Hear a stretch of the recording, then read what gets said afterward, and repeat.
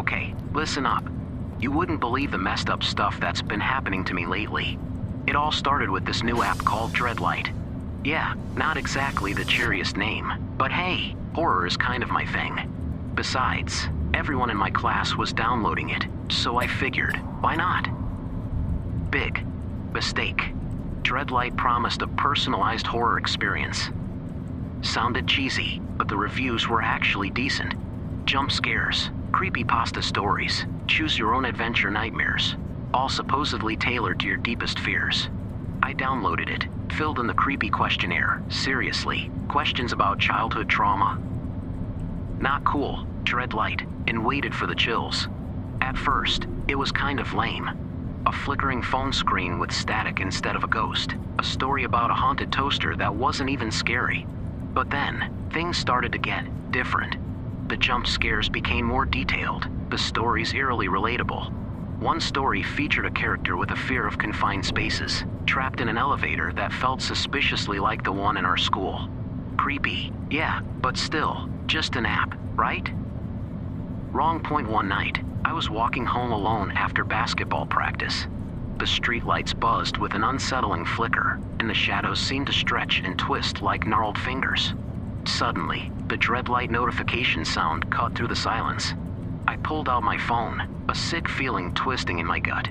It wasn't a story this time. It was a single image, the back of my neck, with two glowing red dots staring back at me. Panic clawed at my throat. I spun around, searching frantically for the source of the red dots. There was nothing. Just the empty street, the flickering lights, and the prickling sensation of unseen eyes watching me.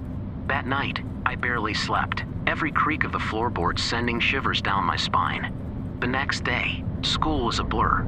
I kept checking my phone, half dreading, half expecting another Dreadlight notification. It came during lunch, a video this time. It was me, sitting at the lunch table, but with a grotesque, spider-like creature scuttling across my shoulder. My friends, sitting next to me, didn't seem to react. They looked different.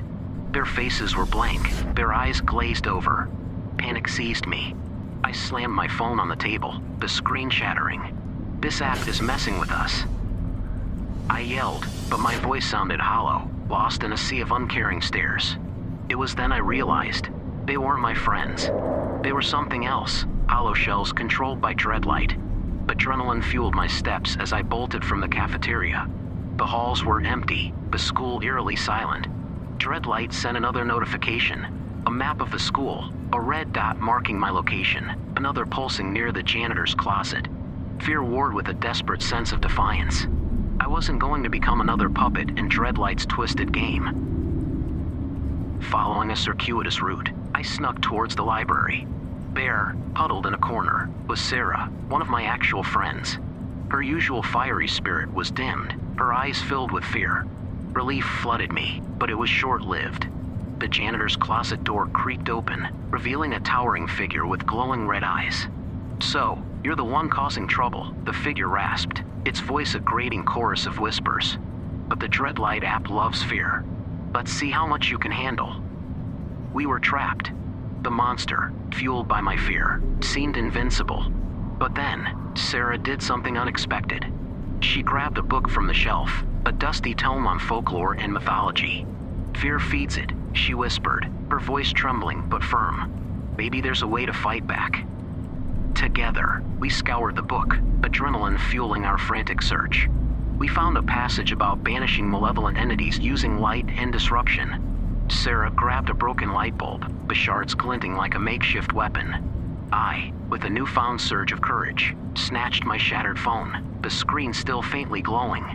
The monster lunged, but Sarah smashed the light bulb into its face, the shards erupting in a shower of sparks.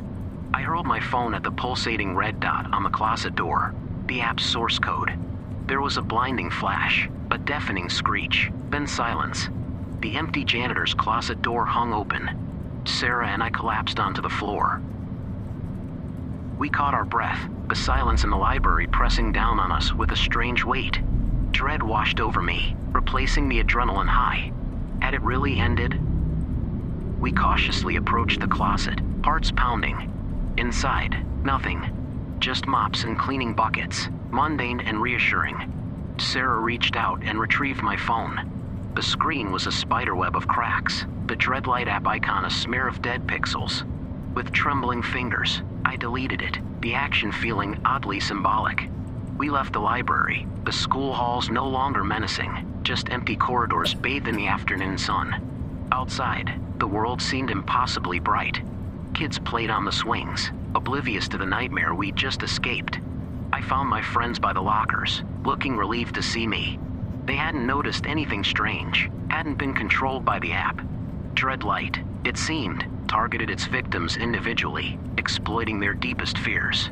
News of the shattered phone screen and my freak out in the cafeteria spread like wildfire. I became a walking meme for a while. Dreadlight Psycho, they called me. It stung, but I couldn't bring myself to explain the truth. Who would believe me? The experience, however, left an indelible mark. Sleep was a battleground for weeks, filled with echoes of the nightmare. The school janitor, a kindly old man named Mr. Henderson, suddenly seemed sinister in my eyes. Every flicker of a light, every creak of a floorboard sent a jolt of fear through me. Sarah became my anchor. She understood, at least as much as anyone could. Together, we researched Dreadlight, discovering a growing number of online complaints about the app's disturbing content. We shared our story on a horror forum, a small act of defiance against the faceless creators of Dreadlight. Months smeared by, Dreadlight a fading nightmare. School droned on, the usual drama of tests and cafeteria food. Then, Miss Thompson dropped a bomb, a creative writing project based on our deepest fears. My stomach lurched. Fear as homework? It felt like a twisted joke. Everyone buzzed about juicy childhood terrors, some even excited to dissect their dark sides. Me? I felt a cold dread pool in my gut. Dreadlight hadn't just shown me fear, it twisted it into a weapon. Digging into that mess felt like poking a rabid dog. That night, sleep was a war zone. Nightmares, fueled by Dreadlight, flickered behind my eyelids. The red-eyed monster, the empty stares of my friends, the feeling of being trapped in a world fueled by my own fear. Exhausted, I faced the blank page, the fear project a looming monster. Lunch found me with Sarah, who shared my anxieties. What if we don't write about our own fears? She suggested, what if we write about fear itself? The idea sparked. We researched horror, how it played on primal anxieties. Fear, we realized, was a tool, a motivator, a story. Slowly, a story took shape, not a personal confession, but an exploration of fear's power and limitations. Presentation day arrived. The class fell silent as we read our story. We described a world where fear was a living thing, feeding on negativity and shaping anxieties into monsters.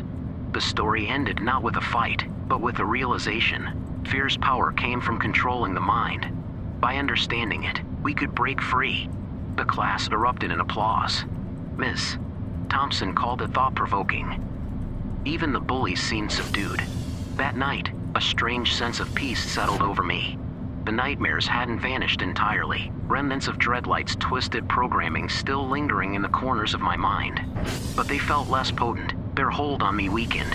Dreadlight, the app that thrived on amplifying fear, had, ironically, shown us its own weakness. We might always have fear as a companion, a whisper in our minds echoing the unknown. But now, we knew how to answer it, not with terror, but with understanding, and maybe, just a small smirk. We'd faced our personalized horror and emerged stronger, a little wiser, and a whole lot less interested in downloading creepy apps that promise to know your fears. The experience had left an indelible mark, a constant reminder of the power technology held over our minds, but also of the resilience of the human spirit. And that, I realized with a newfound sense of confidence, was a story worth telling.